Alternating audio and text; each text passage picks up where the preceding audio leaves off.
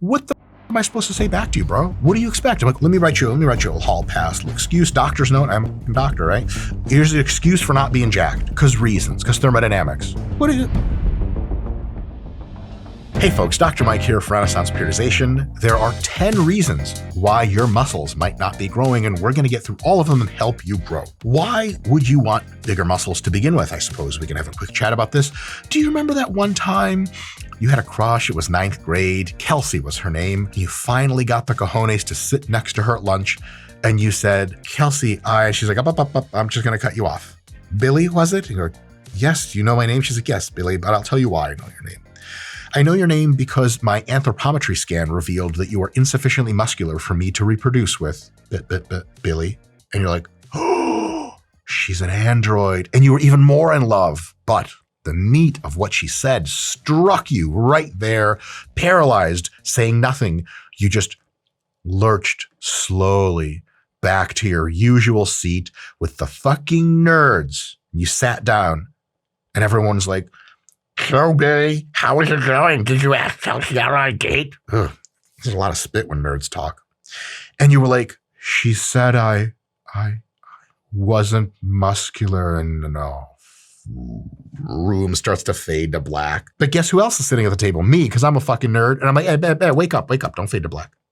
I got 10 tips for you, bitch ass, so you can get fucking jacked and come up to that cyborg bitch and be like, yo, what up, girl? Shit, you trying to, you know what I'm saying? You trying to get with this?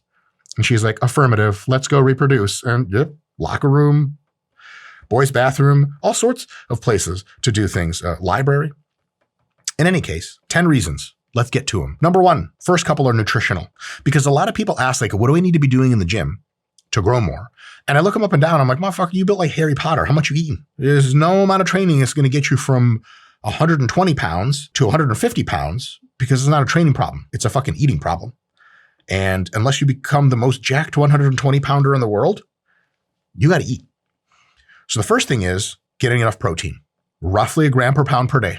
Really, really swell idea. Because if you eat a lot of food, but it's not a lot of protein, you're just going to get fatter. And you're going to be like, Dr. Mike, fuck me over. I'm just a fat piece of shit now. And Kelsey, the android girl from school, still won't interface with me. That's what she calls it. Strange. Gram per pound per day. Next, a sufficient number of calories. What is a sufficient number of calories? Don't even bother Googling. Don't stop typing to ChatGPT. Don't even ask. If you are gaining something like half a pound to a pound of weight on average every week to few weeks, consistently, you're eating enough calories to supply all the raw materials that you need to get jacked. But if you've been training for the last 6 months, let's say, and you were 132 pounds, and now you're 131.6, how the fuck are you supposed to be getting bigger? You are just not putting in enough raw materials to get bigger. It's like trying to add an addition to your house. You know, as you probably know, I'm phenomenally wealthy. Like my money actually has its own money that it invests. How does that work? If I wanted to add another castle to my property and I hired all the fucking builders and the designers and engineers and they were like, we're ready. And I was like, yeah, by the way, here's like, 3 planks of wood and like 1 little bucket of concrete. You go. They're going to be like, look, the mansions are made of slightly more stuff. If I don't supply them with the raw materials, how the fuck is that going to work? Where are they supposed to grow it from? So if you are gaining weight steadily, then you know your calories are straight. If you're not gaining weight steadily, slowly on average, then it just doesn't matter how much you're eating. Because a lot of times people ask me this when they do interact with me in real life, which is almost never. They'll say, like, I'm trying to get jacked. I'm trying to work on my eating, but it's tough. I'm like, oh, no, I got you. It's tough for all of us. And they're like, yeah, like I'm eating and they say whatever number, doesn't fucking matter. 150-pound kids, like, yeah, I'm eating 4,000 calories. I'm like, oh, dope. Are you gaining weight? And like, no. I'm like, oh, I got you. You got to eat more. And they're like, but it's 4,000 calories. What the fuck am I supposed to say back to you, bro? What do you expect? I'm like, oh, it's 4,000. Oh, I thought you said 2,000. 4,000. Let me write you a hall pass. Excuse, doctor's note. I'm a fucking doctor, right? Here's the excuse for not being jacked. Because reasons. Because thermodynamics. What is it? If it's 4,000, it's not gaining you weight. Up more food. And there's tons of different ways to do it. You just search on YouTube, like how to eat more, some shit like that. We've got tons of videos on that. Maybe Scott's a video guy will even link one into here. More calories, enough to gain weight slowly. On the other hand, if you eat a crap ton more and you just gain like 2 pounds per week, which I have done, you just get really fat. Now you do get jacked too, but really ultra fat. So if you sit down next to Kelsey the android, she's going to be like, you are insanely grotesque and I hate you. And you're like, oh, holy shit, that's fat phobic. Oh, damn, bitch. Didn't you get the memo? This is 2023. But you're still dry. So enough protein, enough calories. Now on to the training. And I'm going to analyze the training from kind of like, maybe not first principles, but in a sequential manner, the logical structure of which is the first things first. Which is why the first thing I'm curious about, that doesn't mean it has the biggest magnitude of effect, but it should be what you address first in your program, is what is your technique like? Because people will say, oh, I'm like, my chest won't grow. And I'll watch them bench press and do flies. And I'm like, fucking Christ. And they're like, what? I'm like, yeah, on paper, you're training a chest. But in reality, like you're training mostly triceps and front delts because you're benching like this. The fuck is going on? Like arch your goddamn back, get your elbows back, really stretch the pecs, so on and so forth. Really, really good technique. Control the weight at all times, especially slowly and eccentric. Get a deep stretch for every lift that it's possible to get a deep stretch with. And make sure most reps look very similar. If someone plays an Instagram video of you lifting, it better shit look like fucking replay, except it's just 15 reps and then you stop and walk off. And they're like, holy fuck, I thought that was just one rep on replay. That's what you want. Consistency with excellent technique. And we have tons of videos on that. Once you have good technique, then you go to think about the next level in the hierarchy as it expands into real world lifting. And the next level is, okay, you've got great technique in any given set, but how hard are you going? Unless you get roughly around 3 reps in reserve, 3 reps shy of muscular failure to where you can't move it anymore, you can go harder and get better gains. A real good way to tell that you're at least in the conversation for training hard enough is that most of your sets, in most cases, either distinctly slow down. So you're curling, and you stop and walk off. People are going to be like, how many reps did you have? But if you're curling, and then at some point, one of the reps is like a little slow, boom, you're in the money. How far into that, how many reps beyond when it starts to get slow you go is actually a minor point. There's a very nuanced discussion there about how close to failure is good, but somewhere near failure is already so much better than far away from failure that at least get there from a troubleshooting perspective. And the second thing, even if your reps don't externally slow down, at least internally, you should be feeling a huge asymmetric buildup of resistance towards the end of your sets. So like when you're curling, easy, even if it looks easy to the external observer in the last couple of reps, internally, you've got to be like, holy fuck, I gotta really push. Like the weight, it feels like gravity just multiplied for no reason.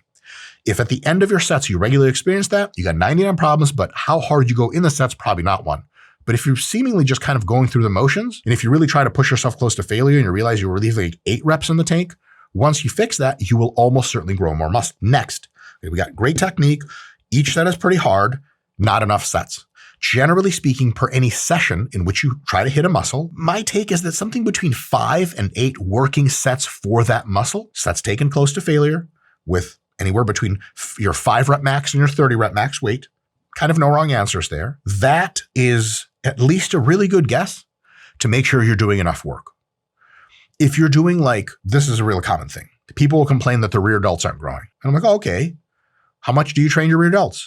And they say, well, I got shoulder day. I'm like, okay, dope. What does that look like? So I could do overhead press, I do seated dumbbell press, I do side laterals, I do cable one arm side laterals, and then I go on the rear delt machine and I do 3 sets of 10 and I fuck off. I got it. How many shoulder days do you per week? They're like, well, 1. It's called shoulder day, not shoulder days. Okay. So you train a muscle that's like this big that recovers in like a day, once a week with 3 fucking sets, and you expect it to grow? What are you, nuts? That's actually below what you would expect to be even maintenance volume. So if you want a muscle to grow, you got to put in some fucking work. Now, 5 to 8 sets per session isn't 20 sets per session, but it sure as shit isn't 2 or 3 either. So make sure it's somewhere in that 5 to 8 range, something you can recover from so you're not sore, tired session to session when you have to train it again, but definitely like a solid amount of training. Next, solid amount of training in one session is dope, but you need multiple weekly workouts to get your best results. And time again, all the literature reviews come in and they show us one thing, that on average, and there's some nuance here, you get better results training twice a week for the same muscle than you do just once a week. And in some cases, you even get a better result training that muscle 3 times a week than twice a week. But twice a week is what I would consider as a serious attempt at muscle gain. So if you tell me like, yeah, man, my fucking biceps won't grow. And I'm like, how often do you train biceps? Like, well, fucking bicep day. I'm like, okay, once a week. Like, yeah. Come on, man. Twice a week, frequency is probably not your limiting factor, but you got to hit every muscle you want to grow, especially the problem areas you really care about, at least twice a week. That doesn't mean 3 times is better. There's a very nuanced conversation about 2 versus 3, but the conversation about 1 versus 2 is not very nuanced. Yes, gigantic pro bodybuilders can train a muscle once a week because it takes that long for the shit to recover. But last I checked, your biceps don't look like fucking Big Rami's biceps, and maybe you can recover quite quickly and train them, well, at least twice a week. And as far as total number of training days per week, for whole body, everything that you train, my idea of what like a decent effort looks like, a serious attempt, is 4 times a week training or more. And that means 4 times, 5 times, or 6 times a week training total, not per muscle, but just for the whole body. What does that mean? That means that if you're like, yeah, man, I'm just fucking trying to get jacked. I'm like, oh, cool. You go into the gym. I do ask that sometimes. And be like, yeah, absolutely. I go to the gym twice a week. You're like, twice a week? As a beginner, that works. But if you are more of an intermediate, you've been training for a few years and you're really struggling to get to that next level of size, you got to show up to the fucking gym. Like the people you look at in the magazines, Chris Bumstead and shit like that, Chris Bumstead doesn't go to the gym twice a week. He goes to the gym 4, 5, or 6 times a week. I don't know exactly what his frequency is, but I bet you it's one of those. I bet you a considerable amount it's one of those. I'm Jewish. I don't bet real money on bullshit like this, ever. I only bet on one thing. It's the stock market. It's not a bet. It's a statistical abstraction. In any case, 4, 5, or 6 times a week. If you complain to me that you're not growing enough and you train with weights twice a week, or even 3 times a week, and you're anything other than like a brand new beginner, first year of training, try training more. I know it's crazy, but training actually causes muscle growth. What do you get when PhD sports scientists collaborate with pro bodybuilders? The most effective muscle growth training app ever made.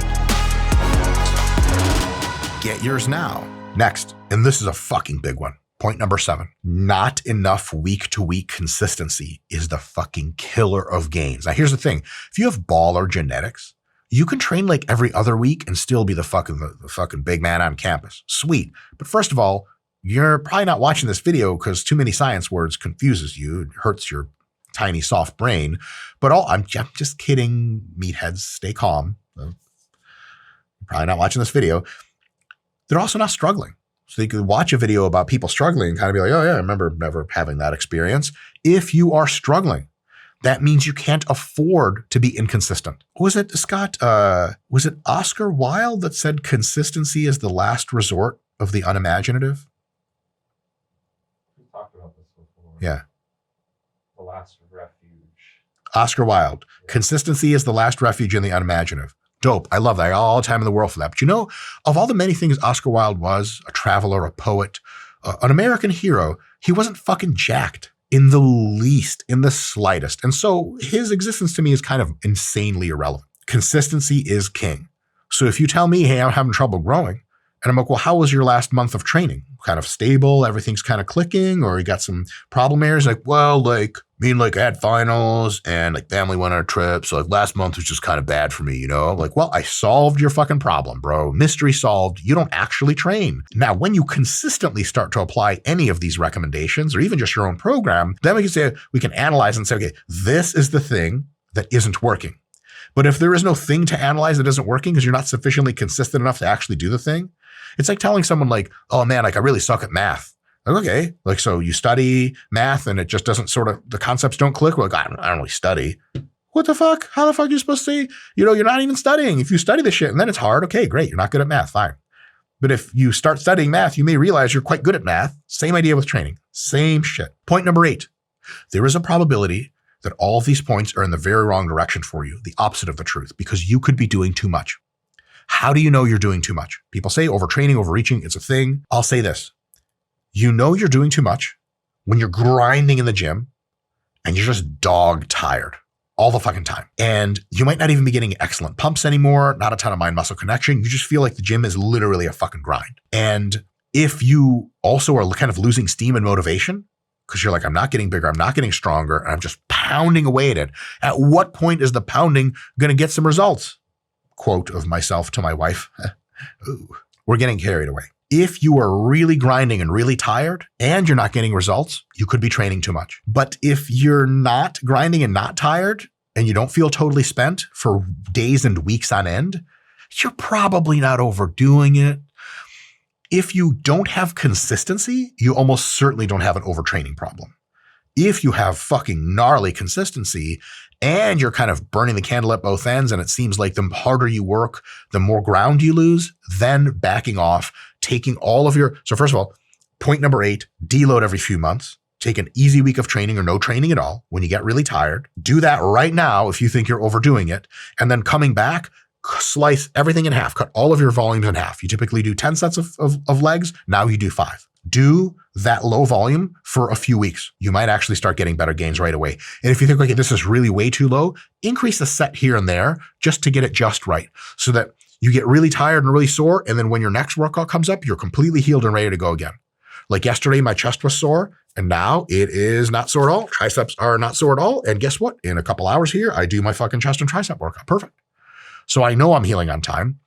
But for me, it's a surprisingly small number of sets that ends up checking the box in many instances. If for you, it could be more or fewer sets, just make sure that whatever it is you're training with, start on the low end and work your way up.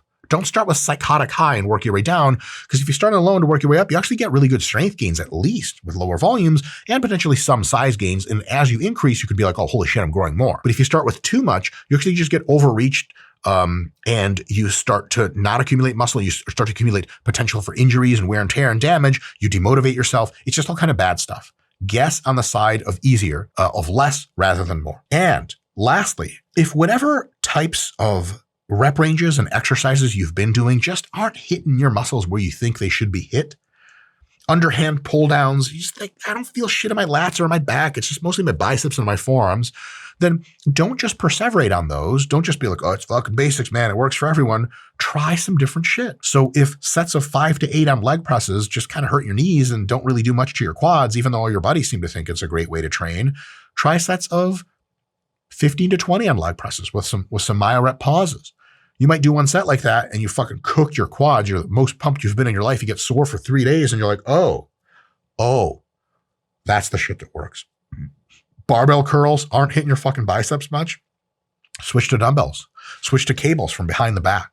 You make that switch, your entire training career is a lifetime of guess and check. It's a lifetime of experimentation, because all the studies and all the science and all the bullshit I talk about on this channel is dope as a good first guess. But your body is yours and yours alone, unless somebody else owns you in some capacity, in which case, call for help. Maybe you're in a basement and that's impossible. And they do give you Wi-Fi apparently, because you can see this shit. Hello, captors. In any case, your journey is going to be yours, and there's going to be some exercises and some repetition ranges that work better for you than they work for the average, and others that work worse for you than they work for the average. So definitely take all the recommendations I've said, hopefully with a little bit of, oh, go, that could work. And then guess and check. Try some different exercises for about a month at a time to really see if they work. Try your best at them. Really try to get the technique going. So if you try barbell curls and they just don't work, try them for a few more weeks. Be consistent. And if after a few weeks you're like, okay, this definitely fucking blows, even though I've really tried to get as much exercise as I could, go to dumbbells. Go to machines, go to cables. And as your body evolves over time, some of the answers that used to be incorrect may become correct.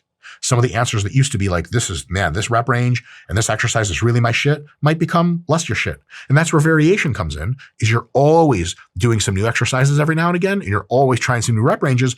Over time, you're going to learn a lot about what probably doesn't work well for you, a lot about what really works well for you, and then you're no longer plateauing. I haven't plateaued in fuck knows how long. I don't know, 15 years, because I learned how to do this guess and check method. And once I learned that, even if I make small gains, I make gains all the time, because I'm never standing still and going, what the fuck is wrong? I'm always changing a little bit of something to make sure that I'm adapting to my always changing body. In any case, if you need help with any of this stuff, link in description to the RP Hypertrophy app, which is a training app you can use, and it will just allow you to construct your training in a scientific manner. You check in all your training, it progresses for you, it auto-regulates for you, it asks you how you're feeling, if you're sore, if you're tired, if you're recovered, and it scientifically adjusts everything to your needs to make sure that all the stuff I just talked about, you can just have a machine help you with. It's like It's like Chat GPT, but for your muscles. I don't know that don't quote me. I don't want OpenAI suing the fuck out of us for that. And we also have the RP Diet Coach app, which can do the same thing that RP Hypertrophy app does for your training. You can do that for your eating. Systematize, formalize, tell you what to eat, when to eat, and to make sure that if you tell it, hey, I want to gain like 8 pounds in the next 3 months, it will fucking hold you to that and make sure you get all the gains you need. So go click on stuff, buy things. Remember, I have a team of butlers that take care of a team of Lamborghinis, and none of that's free. And please buy things or I will be a regular person, not a mega rich guy, and I can't handle that. And I won't accept it. See you next time.